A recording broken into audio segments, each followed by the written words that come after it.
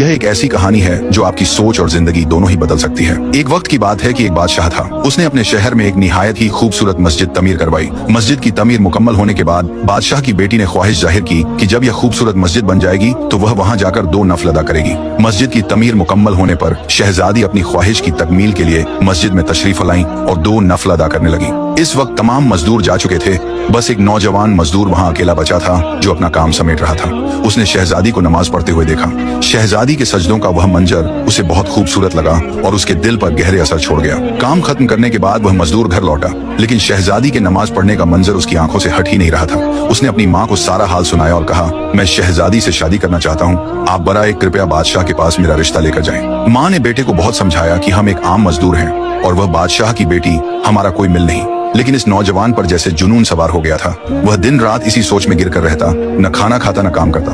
उसकी हालत दिन ब दिन बिगड़ती चली गई, यहाँ तक कि वह मरने के करीब हो गया। बेटे की यह हालत देखकर माँ बहुत परेशान हुई और मजबूरन बादशाह के पास पहुंची। उसने बादशाह को अपने बेटे की सारी कहानी सुनाई। बादशाह ने बड़े तहम्मुल से उसकी बात सुनी और कहा, अगर आपका बेटा 40 रातें मस्जिद में तमाम लोगों के जाने के बाद कयाम करे तो मैं उसकी शादी अपनी बेटी से कर दूंगा।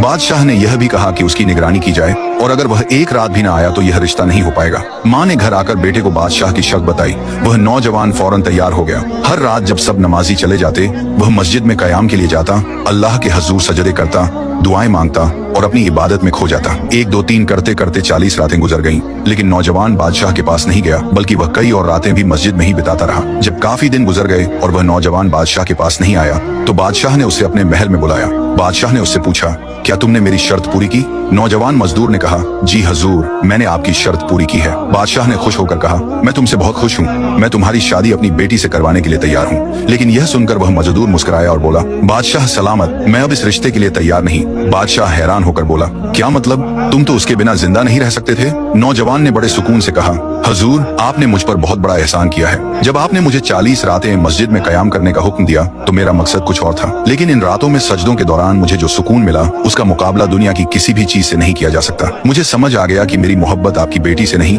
बल्कि उस मंजर से थी जहां वह अपने रब के हजूर सजदा कर रही थी, और अब जो मुझे मिल गया है वह सबसे बढ़कर है। यह कहकर वह नौजवान सुकून और इत्मीनान के साथ वापस चला गया।